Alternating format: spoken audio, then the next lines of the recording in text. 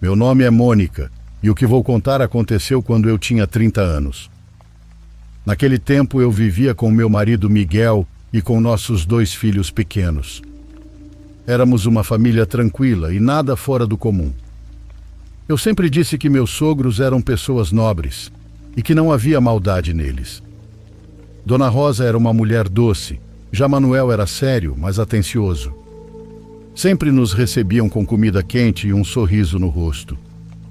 Meus filhos os adoravam e eles se sentiam seguros naquela casa. Era um lugar simples, mas muito familiar. Tudo mudou quando a saúde de Dona Rosa começou a piorar rapidamente. Primeiro ela se cansava mais do que o normal, depois deixou de se levantar sozinha. Um dia já não conseguiu nem caminhar até o banheiro. Outro dia ficou sem forças nos braços e eu tive que segurá-la. Tivemos que nos mudar para o sítio da família para cuidar dela. Não foi algo planejado, foi uma responsabilidade que caiu sobre nós sem aviso. Miguel decidiu ajudar o pai no campo. Ele se levantava antes do sol nascer e voltava só à noite. Chegava moído do trabalho. Eu quase não o via durante o dia, pois ele cuidava das tarefas mais pesadas. Eu assumi os cuidados da mãe dele e também tudo o que precisava ser feito dentro de casa. Dona Rosa já não conseguia fazer quase nada. Se cansava ao tentar se sentar, sentia frio o tempo todo e tinha dificuldade para respirar quando eu a mudava de posição. Eu passava muitas horas com ela, tentando animá-la devagar para que não ficasse nervosa. Muitas vezes eu a via lutar contra o próprio corpo. Tentava ser forte, mas o cansaço era visível. Doía vê-la assim, e ao mesmo tempo me dava medo pensar em como seriam os próximos dias. Além de cuidar dela, eu cuidava da limpeza. Sempre tinha sido assim desde criança. Eu me sentia mais tranquila quando tudo estava em ordem. Me dava paz ver cada canto limpo e cheiroso. Meus filhos brincavam lá fora a maior parte do dia. Havia um quintal grande, com terra e árvores antigas. Eles corriam, riam e se sujavam. Mesmo com todas essas coisas, comecei a sentir algo estranho dentro daquela casa. Não era um pressentimento claro, era uma sensação incômoda que surgia de repente, como se algo me observasse quando eu estava de costas. Eu não dava muita importância porque estava cansada. Pensava que fosse estresse. Cada dia que passava, Dona Rosa parecia mais frágil. Adormecia com facilidade e às vezes mal abria os olhos quando eu falava com ela, mas ainda assim tentava ser positiva. Dizia que talvez no dia seguinte conseguisse se levantar um pouco mais. Eu concordava, pois não queria tirar a esperança dela. Embora eu soubesse que ela não iria melhorar, eu tentava manter a calma por causa dos meus filhos. Não queria que percebessem minha angústia. Sofia era muito observador, já Emiliano perguntava tudo. Eu não queria preocupá-los. Uma tarde eu estava dando banho neles no quintal. O vento passava entre as árvores e mexia devagar as folhas. Enquanto ensaboava a menina, olhei em direção à cozinha. Nesse instante vi uma mulher atravessar de um lado ao outro. Ela usava um xale escuro sobre os ombros e caminhava com calma. Os passos pareciam suaves, e a imagem foi tão clara que eu fiquei parada, sem entender o que estava vendo. Pensei que fosse minha sogra, pois era do tamanho dela, da forma dela. Até o jeito de mexer os braços parecia. Me surpreendi porque ela já não conseguia andar sozinha. Nem sequer ficar de pé sem ajuda. Isso me fez reagir. Terminei depressa com as crianças. Tirei o sabonete como pude e saí quase correndo para a cozinha. Encontrei o lugar completamente vazio. Não havia ninguém, só a torneira da pia pingando. Olhei os cantos, abri a porta que dava para o corredor, me inclinei para olhar o passadiço e nada. Fui direto ao quarto de Dona Rosa. Não pensei em mais nada. Se ela tivesse conseguido se levantar, precisava de ajuda. Abri a porta com cuidado e ela estava deitada na mesma posição de sempre.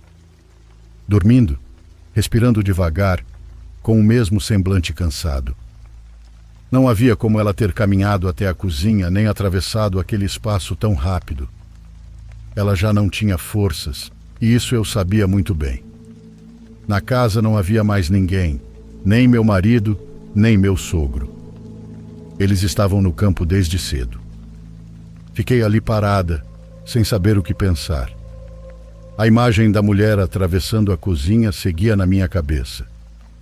Eu a tinha visto tão claramente que ainda podia lembrar o movimento. A segunda vez que vi aquela mulher foi também na cozinha. Eu estava varrendo a parte de trás e meus filhos brincavam no chão, bem na minha frente. Era uma tarde normal, então nada parecia estranho. Até que algo chamou minha atenção.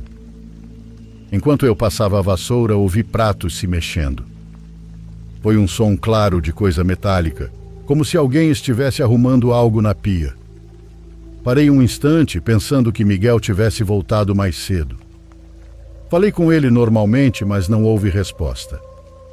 Continuei varrendo por alguns segundos, mas então ouvi outro ruído. Parecia que alguém estava pegando água ou lavando as mãos na pia. Não tinha certeza.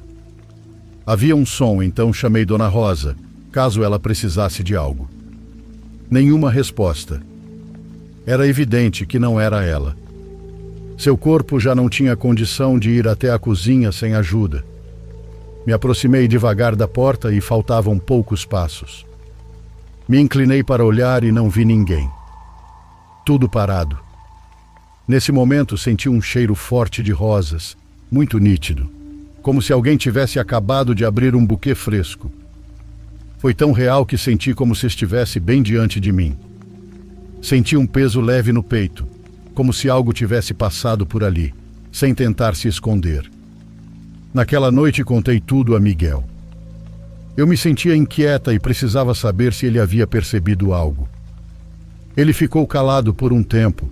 Depois disse que o pai tinha comentado que às vezes, quando dormia na rede do corredor que dá para o pátio, ouvia sons na cozinha. Dizia que parecia alguém fazendo algum tipo de comida. O som das mãos batendo na massa era muito claro. Isso aconteceu 2 vezes, e quando ele foi ver, não havia ninguém. Meu peito apertou ao ouvir aquilo. Era óbvio que não podíamos ter sido nós. Para entrar ou sair da cozinha é preciso passar bem em frente ao corredor. O Manuel tinha visão direta, então se alguém tivesse passado, ele teria visto. Não havia como se esconder. Não havia como entrar sem que ele percebesse. Miguel disse que o pai não deu muita importância, achou que fosse cansaço ou imaginação entre um cochilo e outro. Por isso nunca comentou antes. Eu não gostei de saber, pois foi como confirmar que o que acontecia na casa não vinha só da minha mente. Não era estresse, não eram sombras, era algo mais. Algo que não conseguíamos explicar e que se movia em silêncio quando ninguém estava atento. Conforme minha sogra piorava, aquilo ficava mais evidente. Em outra ocasião foi minha filha quem viu. Eu estava alimentando os porcos atrás da casa quando ela chegou correndo, branca de dar medo. Abracei Sofia para acalmá-la e perguntei o que tinha acontecido. Ela mal conseguia falar, mas apontava para a cozinha com a mão tremendo. Estava com os olhos muito abertos, como se tivesse visto algo que ainda não conseguia entender. Disse que havia uma mulher muito feia ali dentro. Usava um xale escuro e tinha as costas muito curvadas. Senti minhas pernas amolecerem. Ela também disse que os braços da mulher pendiam quase até o chão, como se não conseguisse levantá-los. Sofia não sabia quem era, só repetia que não queria vê-la de novo. Larguei a vasilha ali mesmo e corri para a cozinha. Cheguei rápido, olhei tudo ao redor, mas como sempre não havia ninguém. Nem sombra, nem ruído, nada. Era como se a presença se escondesse assim que eu chegava. Naquela noite foi um baita sufoco para conseguir cochilar. Fiquei pensando no que Sofia havia visto e comecei a fazer orações. Rezava todas as manhãs com calma para ninguém se preocupar. Também pendurei vários terços na parte de trás da casa. Minha mãe dizia que isso ajudava a manter a paz e que afastava o mal. Eu queria acreditar. Queria pensar que isso funcionava. Até então não havíamos dito nada à minha sogra, pois não queríamos assustá-la. Mesmo assim, a propriedade continuava com aquela sensação estranha. Era um ambiente tenso que surgia em momentos inesperados. Eu tinha dificuldade de me concentrar nos afazeres, sentindo que alguém me observava de algum canto. Algo não queria se mostrar totalmente. Uma tarde, minha sogra me chamou com muita seriedade. A voz dela parecia diferente. Pediu que eu me aproximasse porque queria me contar algo sem que as crianças ouvissem. Quando me sentei ao lado dela, segurou minha mão com muita força. Disse que durante a noite, uma mulher ficava parada ao lado da cama dela. Não falava, não se mexia, apenas ficava lá. Dona Rosa dizia que não conseguia mover nenhum dedo quando isso acontecia. Era como uma paralisia total. O corpo ficava duro mesmo que ela quisesse reagir. Ela me contou que cada segundo parecia durar muito mais e que a escuridão ficava mais forte quando aquela coisa aparecia. Também disse que nunca conseguiu ver o rosto. Ela disse que acreditava que aquela mulher vinha buscá-la, que estava ali por sua alma, porque ela já estava muito fraca. Disse isso com uma calma estranha, como se já tivesse aceitado. Tentei tranquilizá-la, dizendo que talvez fosse um sonho, pois a mente faz coisas estranhas quando o corpo está cansado. Mas ela não acreditou. O olhar dela dizia tudo. Ela estava convencida de que aquela presença tinha um propósito e que esse propósito tinha a ver com ela. Fiquei com um bolo na garganta, pois eu sabia que ela não estava inventando. Sabia que ela não falaria algo assim sem motivo. Poucos dias depois, minha sogra piorou muito.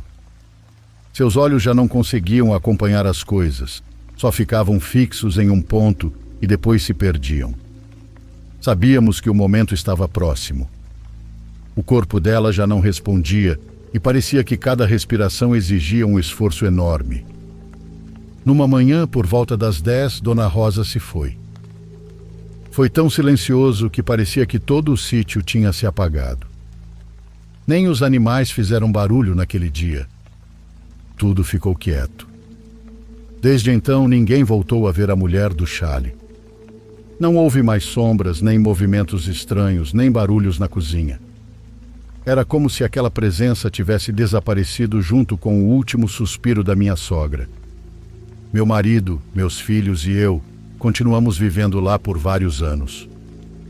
Ajudávamos com o gado, com a plantação, com tudo o que fosse necessário para que o sítio continuasse funcionando.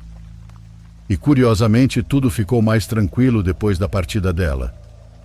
Só espero que Dona Rosa esteja em paz e que esteja em um lugar melhor. Ela sempre foi uma mulher nobre e, embora o tempo tenha passado, ainda não sei o que era aquela coisa que apareceu tantas vezes. Nunca encontrei uma explicação.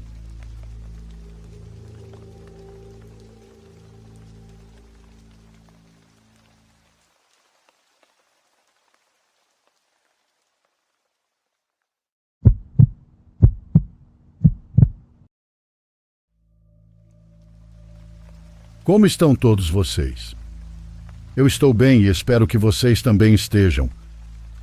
Bom, meu nome é Maria Helena, tenho 61 anos, mas o que vou contar aconteceu quando eu tinha 27. Era uma fase diferente da minha vida. Naquele tempo eu morava com meu marido Ângelo e nossos 2 filhos. Eles eram pequenos e tinham energia para tudo.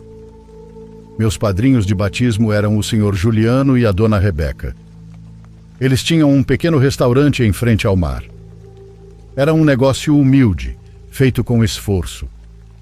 O lugar era de madeira, com telhado de zinco, com janelas amplas que deixavam entrar a brisa e o cheiro salgado. As pessoas diziam que a comida era normal, mas a vista era linda. Era isso que tornava o lugar especial. O mar se estendia tranquilo e brilhava com uma cor clara que parecia limpa. A praia nunca ficava cheia, só quando chegavam visitantes de comunidades próximas. Naquela época, a região não tinha muito movimento e havia apenas 2 restaurantes. Um era o dos meus padrinhos e o outro ficava longe. Era um trecho longo e solitário entre um lugar e outro. Meus padrinhos decidiram construir o restaurante porque queriam aproveitar o terreno deles, um espaço que trouxesse mais renda com o tempo. Eu os ajudava no que podia. Ajudava a atender as mesas, a limpar e a arrumar as coisas. Às vezes também ficava na cozinha com a dona Rebeca ou ajudava o Juliano a mover mesas e guardar cadeiras.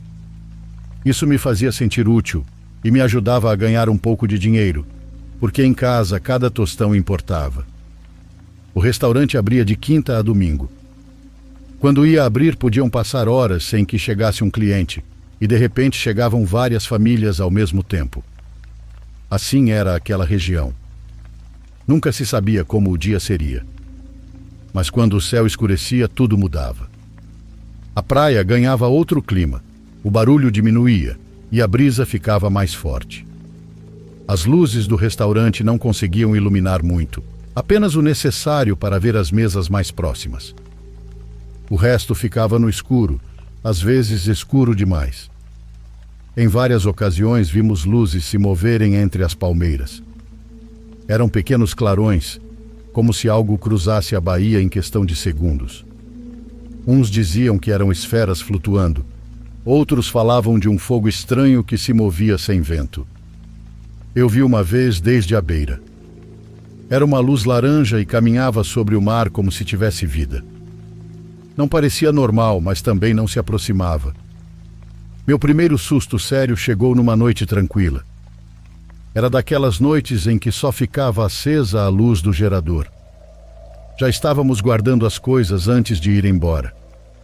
Eu limpava algumas mesas, minha madrinha conferia uma caixa onde guardava as contas do dia e o senhor Juliano estava na cozinha. Pelo que me lembro, o outro restaurante já estava todo escuro à distância.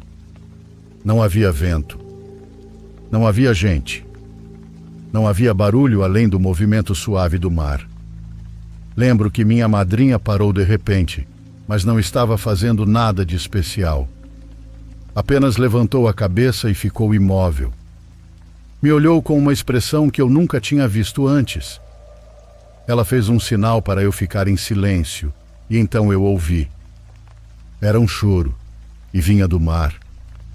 Não era claro nem forte, era como se misturasse com o som das ondas. E eu ouvi tão perto que senti um arrepio profundo. Não soava como uma pessoa, mas também não soava como um animal. Era algo que eu nunca tinha ouvido. Um lamento longo, quase como um som que subia e descia. Meu padrinho saiu da cozinha com o olhar alerta. Ele também ouviu. Ninguém disse nada, apenas ficamos quietos. O choro continuou por mais alguns segundos, depois se apagou do nada. Numa noite de domingo eu fiquei exausta. Tinha chegado muita gente, então tivemos famílias que ficaram mais tempo do que o normal. Haviam crianças correndo entre as mesas e isso estava me estressando. Fora que um grupo de pescadores pediram 7 rodadas seguidas. Quando finalmente fechamos a cozinha, eu só queria terminar de arrumar as mesas e as cadeiras em um canto do restaurante. Meu corpo já não aguentava mais, mas meus padrinhos continuavam lá dentro. Estavam fechando as contas e limpando o que faltava. Eu tentava adiantar para irmos embora mais rápido, pois queria chegar em casa e me deitar nem que fosse meia hora antes do normal. Enquanto movia as cadeiras, ouvia a maré subir e descer com aquele som tranquilo que às vezes me relaxava. Foi então que vi uma sombra caminhando perto da beira da água. A lua iluminava bem aquela parte, então dava para ver claramente alguém se movendo a alguns metros do restaurante. Não era uma pessoa confusa, era alguém completo andando devagar. No começo pensei que fosse um homem bêbado, o que não seria estranho. Alguns acabavam dormindo ali e outros caminhavam sem rumo. A maneira como ele cambaleava me fez acreditar que era um deles. Seus passos pareciam fracos, como se estivesse prestes a cair. Mas depois notei algo estranho. De repente ele parava e ficava muito ereto, com as costas retas, como se posasse de uma forma nada natural. Ficava parado por vários segundos, sem mexer nem os braços. A pele dos meus braços se arrepiou na hora. Era como ver um corpo que não sabia usar direito os próprios membros. Depois ele voltou a se mover. Andava devagar, mas não parecia seguir uma direção. Apenas avançava como se procurasse algo na beira da água. Até que deu mais alguns passos em nossa direção e de repente caiu no chão. Caiu sem colocar as mãos, como se as pernas tivessem desligado. Eu me assustei e todo o cansaço foi embora de uma vez. Pensei que talvez ele estivesse ferido ou inconsciente e que a maré poderia subir e levá-lo. Senti uma urgência, então corri para ajudá-lo sem pensar. Quando cheguei perto, senti um cheiro forte. Era um cheiro de algo queimado, como se tivesse saído de um incêndio. O ar ao redor dele estava quente e tive a impressão de que o calor saía do corpo daquele homem. Com a luz da lua pude ver melhor o rosto dele. Foi aí que o medo me atingiu de verdade. Ele tinha um rosto muito envelhecido, quase decrépito, mas seu corpo não parecia tão velho. A pele do rosto estava seca, quase rachada, e os lábios eram tão finos que mal se viam. E ele não parecia ter dentes. Estava magro demais. Era uma magreza doentia, como se o corpo já não pudesse se sustentar. De repente ele começou a soltar um líquido escuro pela boca. Era espesso, caía na areia e se misturava com a água que vinha das ondas. O som que isso fazia me embrulhou o estômago. Era como um gemido, mas também parecia ar sendo forçado a sair do peito. Eu me virei como pude e corri para o restaurante. Entrei depressa, sentindo o coração na garganta. Avisei meus padrinhos que havia um homem caído e que ele estava muito mal. Nem sei direito que palavras usei, só lembro que minha voz tremia. Eles saíram na mesma hora. O senhor Juliano levava uma lanterna e a dona Rebeca saiu junto com ele. Caminhamos rápido até o ponto onde eu o tinha visto.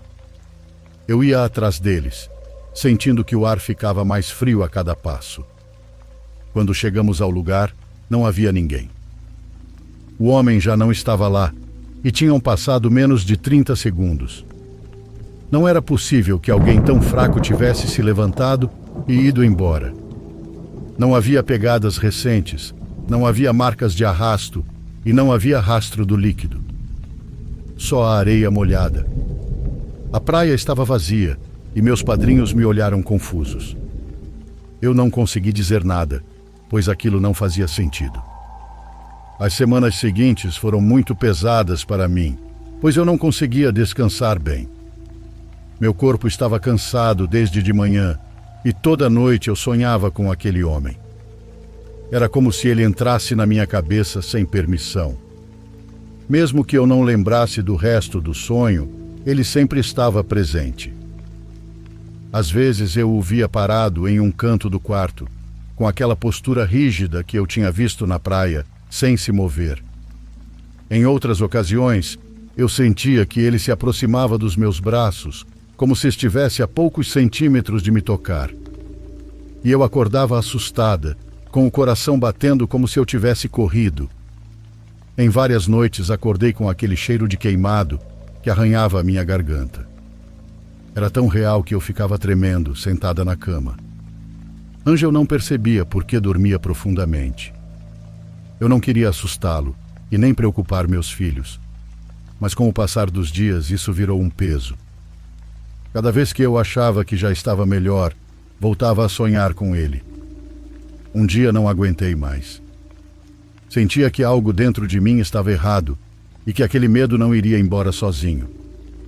Então decidi procurar Dona Sebastiana. Ela era uma senhora muito conhecida por curar pessoas com limpezas espirituais. Morava a algumas ruas da minha casa. Todos a respeitavam e muitos pediam sua ajuda quando algo estranho acontecia. Ela me disse que o que eu tinha presenciado podia ter sido um espírito, uma alma que não encontra descanso ou algo escuro que se manifesta na praia. Falou que o cheiro não era normal, que a forma como aquele homem ficava rígido também não, e que o fato dele ter desaparecido tão rápido era sinal de algo que não caminhava como nós. Ela acendeu uma vela e passou ramos ao redor do meu corpo. Naquela noite eu dormi melhor. Não foi um sono perfeito, mas não vi o homem. Não senti o cheiro e não senti aquela presença grudada nas minhas costas. E embora o medo não tivesse desaparecido por completo, pelo menos eu conseguia fechar os olhos sem sentir que ele estava esperando na escuridão. O que mais me ajudou foi que as pessoas que visitavam o restaurante não me chamaram de mentirosa. Muitos já tinham ouvido histórias do mar. Todos diziam que ali acontecem coisas que nem sempre entendemos, que existem seres que se mostram quando querem e que por alguma razão aparecem na beira da água. Pediam para eu contar o que tinha acontecido e eu contava com cuidado, sem enfeitar. Todos diziam que algo assim podia sim acontecer perto do mar, porque o oceano guarda coisas que não vemos e às vezes se cansa de ficar em silêncio. Meus queridos inscritos, se os relatos estão agradando, não deixem de dar like neste vídeo. Isso nos ajuda para que nossa comunidade continue crescendo. Agora continuamos.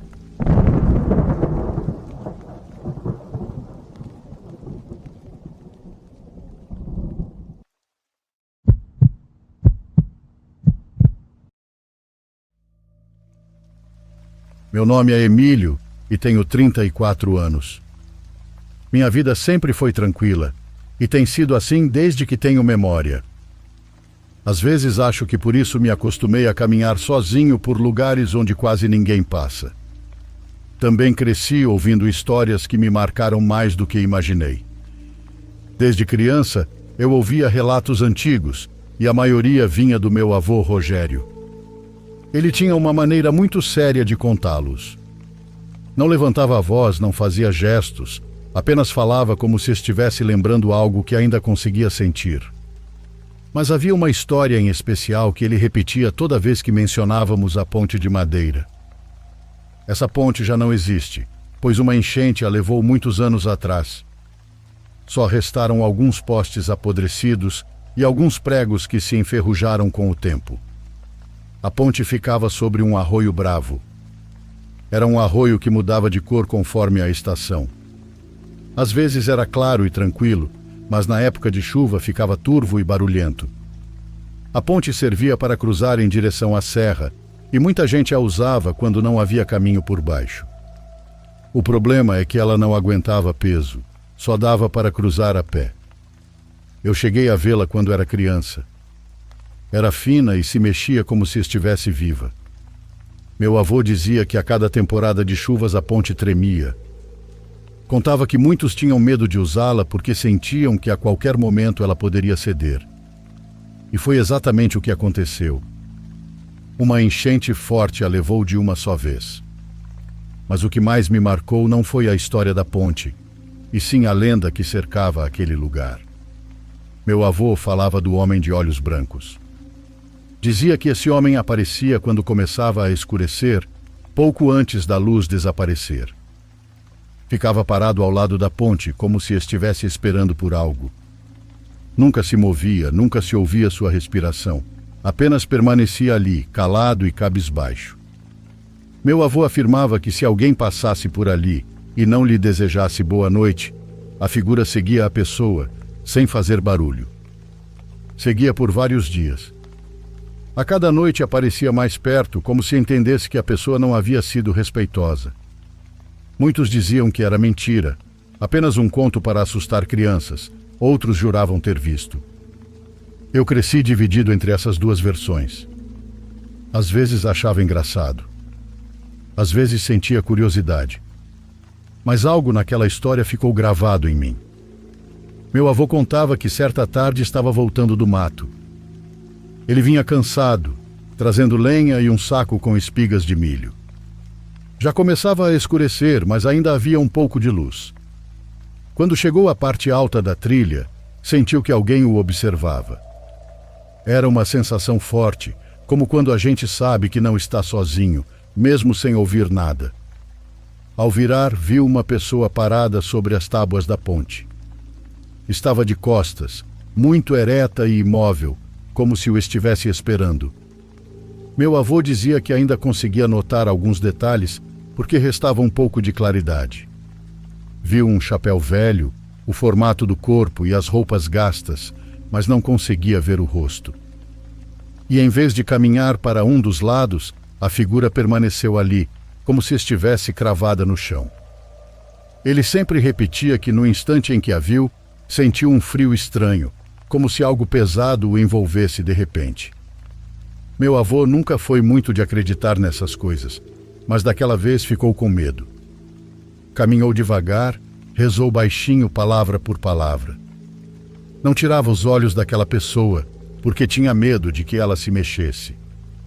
E então algo aconteceu, algo que ele nunca conseguiu explicar direito. Enquanto avançava, o homem começou a se desfazer. Simplesmente foi se apagando, como se a luz o engolisse. Mas no resto do caminho, meu avô sentiu uma pressão nos ombros. De tempos em tempos, olhava por cima do ombro para ver se alguém o seguia. A trilha continuava vazia, e isso o deixava ainda mais inquieto. Quando chegou em casa, minha avó o viu pálido. Ele quase não falava, então ela soube na hora que algo estranho tinha acontecido.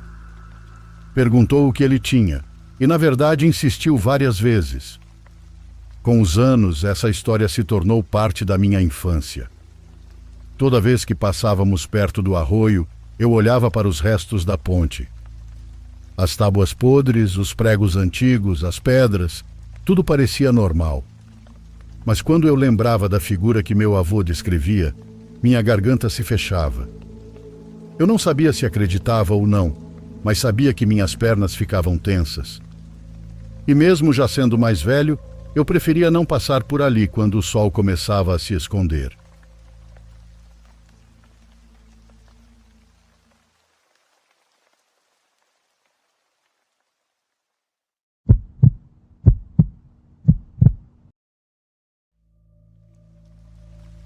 Meu tio é um militar aposentado. Em 2015 ele viajou e deixou o cachorro dele aos nossos cuidados. Vlad já estava velho, e sempre que meu tio saía, a gente fazia esse favor. No máximo ele ficava fora uma semana, então deixava o cachorro na casa dele, e nós íamos de manhã dar comida e levá-lo para passear. À noite voltávamos para dar a janta e uma última volta. Às vezes dormíamos na casa do meu tio porque o cachorro ficava chorando, e os vizinhos ligavam para ele reclamando. Uma vez, meu irmão teve a ideia de que o melhor seria levar o cachorro para nossa casa. Ele pediu a caminhonete do meu pai e fomos buscá-lo. Assim que chegou, o cachorro começou a cheirar cada canto. Inspecionou todos os cômodos como se estivesse mapeando a casa. Quando encontrou o quintal, tentou sair, mas a porta estava bem fechada. Isso não o impediu. Ele chorou até que abrimos e foi lá cheirar o quintal inteiro. Em um canto escuro, o cachorro sentou. Eu vi, mas não dei muita atenção. O deixei lá porque achei que ficaria mais confortável. Um tempo depois voltei ao quintal e percebi que ele ainda estava no mesmo ponto, só que agora olhando para a janela. Ele apenas fazia isso, olhava para dentro da casa e ficava sentado nas patas traseiras. Dia 1, dia 2, dia 3, e o cachorro não saía do lugar. A gente levava água e comida lá mesmo.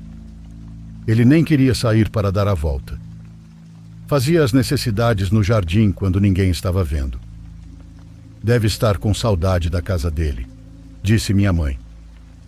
Mas na terceira noite, da janela, ela o viu imóvel na mesma posição, com uma expressão que não parecia de um cachorro. E esse animal nunca entra? Foi o que minha mãe veio nos perguntar por volta da meia-noite. 24 horas depois, meu tio me ligou para perguntar como Vlad tinha se comportado. Dissemos que bem, que não tinha dado trabalho, só estava estranho por não sair de um único lugar no quintal. Meu tio disse que aquele era um cachorro militar e que ele tinha ganhado de um amigo. Vlad pertenceu a uma unidade de rastreamento e detecção, mas já estava aposentado. Ele sabe identificar onde há cadáveres. O que o cachorro faz para avisar que encontrou algum tipo de restos é ficar sentado e não sair do lugar. Era isso que ele estava tentando nos dizer. Antes que façam algo, como querer cavar ou chamar a polícia, levem em conta que... Fiquei esperando. Olhei o celular e a ligação tinha caído de repente. Liguei de volta para meu tio e ele não atendeu. Na segunda vez atendeu com uma voz de quem tinha acabado de acordar. Perguntei e ele disse que não tinha me ligado. Tem certeza, tio? Reforcei. Aconteceu alguma coisa? Está tudo bem? Vlad fez algo? Tio, é verdade que seu cachorro sabe identificar cadáveres?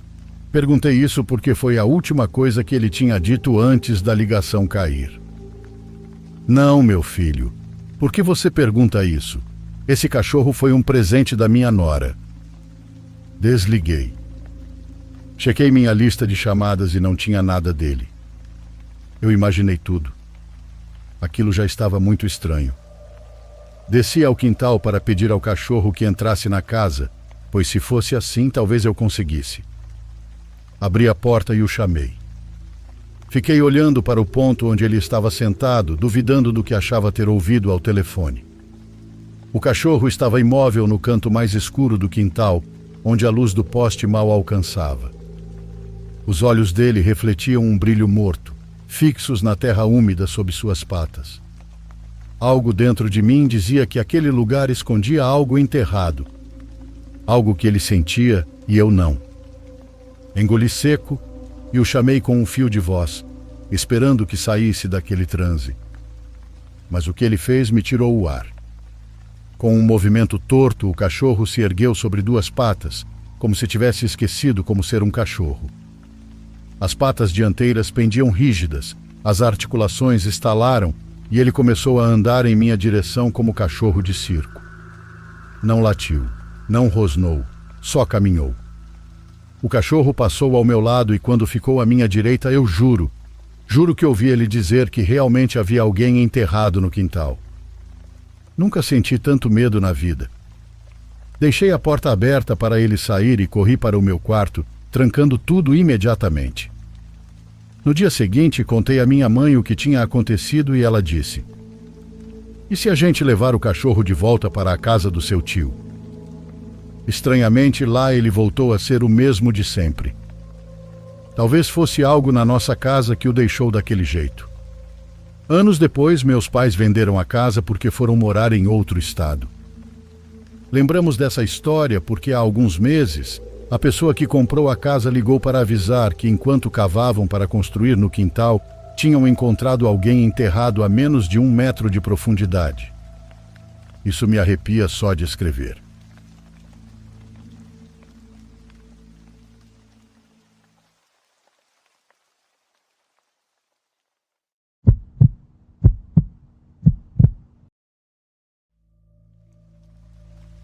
Esse evento aconteceu há menos de 24 horas, então os detalhes ainda estão incrivelmente vívidos na minha cabeça. Eu nem sei ao certo como classificar essa história, porque ela foi muito bizarra. Foi a única vez na minha vida em que realmente senti que estava em sério perigo. Eu e um grupo de 5 amigos estávamos passando um tempo em um parque público popular na minha região chamado The Overlook. Era por volta das 11 horas, e era para ser só um encontro tranquilo.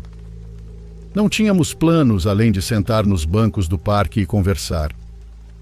No entanto, um dos meus amigos disse que tinha fogos grandes no porta-malas e sugeriu que a gente acendesse alguns.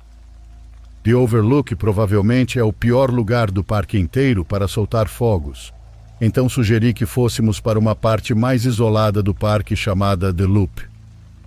The Loop fica a apenas alguns minutos de The Overlook e na maior parte é cercado por árvores. Então só quem estivesse lá dentro conseguiria ver o que estávamos fazendo. Nós 6 entramos em 2 carros separados e seguimos para The Loop. Apesar de haver bastante estacionamento dentro de The Loop, decidimos parar na rua próxima, caso algo desse errado. Começamos a caminhar em direção à parte circular, que basicamente é uma grande rua sem saída cercado por mata. A entrada de The Loop é longa e sinuosa, cortando uma densa fileira de árvores. Não dá para ver nada de dentro quando se está do lado de fora por causa da vegetação. Notamos alguns carros estacionados em lugares diferentes, mas não pensamos muito nisso, já que as pessoas costumam caminhar naquele parque. Ainda assim era estranho para um horário tão tarde. Conforme fomos entrando mais fundo em The Loop, percebemos vários carros estacionados ao redor com as luzes apagadas. De repente, uma caminhonete atrás de nós começou a se mover com os faróis apagados. Ela estava virada para o lado oposto, em direção à entrada de The Loop, mas rapidamente fez um retorno e veio na nossa direção. Achamos aquilo muito estranho e nos escondemos atrás de algumas árvores. A caminhonete passou devagar por nós, depois continuou contornando, voltou em direção à entrada, parou de repente e fez outro retorno. Todos nós sentimos o estômago afundar.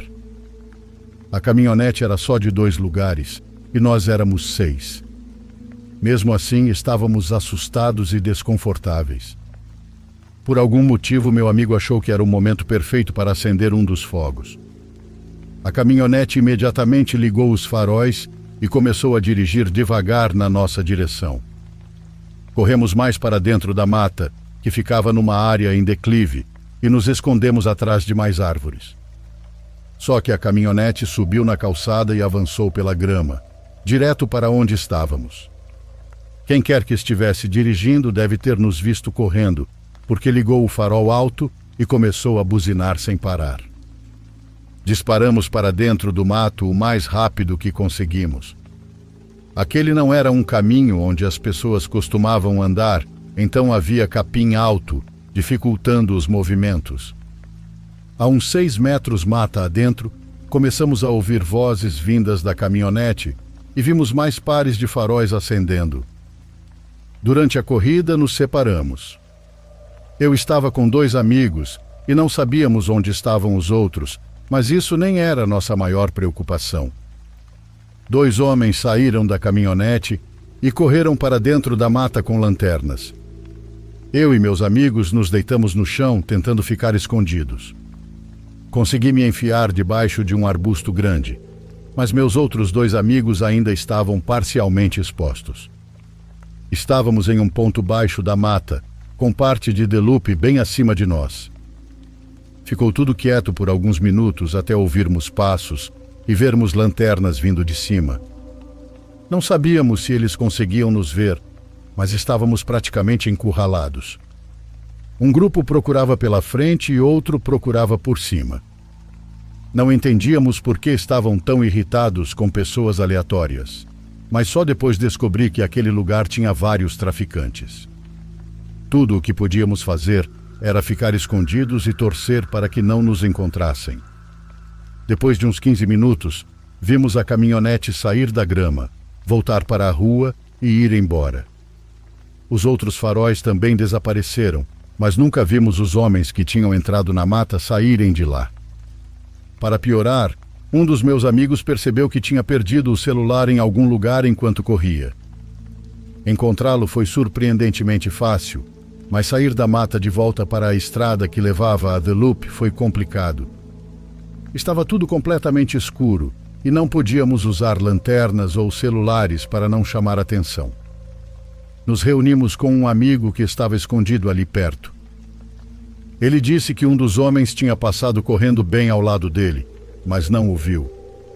No entanto, ele percebeu que o homem carregava algo que parecia ser uma faca ou algum tipo de arma branca. Depois de ouvir isso, nós disparamos correndo pela estrada em direção à saída. Foi então que vimos a mesma caminhonete de antes, a uns 15 metros da entrada. Felizmente, havia um trecho denso de mata por perto e conseguimos entrar nele e seguir em direção à saída por dentro do mato. De alguma forma, quem estava na caminhonete percebeu que começamos a nos mover, porque imediatamente ligaram o farol alto e puxaram o veículo até a beira da mata. Nesse momento, corremos o mais rápido que conseguimos. A caminhonete nos seguiu pela estrada mas rapidamente cortamos caminho mais fundo na mata. Eventualmente chegamos a uma estrada principal que saía de The Loop. A caminhonete não passou da entrada. Pegamos 2 caminhos alternativos para voltar aos nossos carros e garantir que não estávamos sendo seguidos. Só ouvimos notícias dos nossos outros amigos algumas horas depois.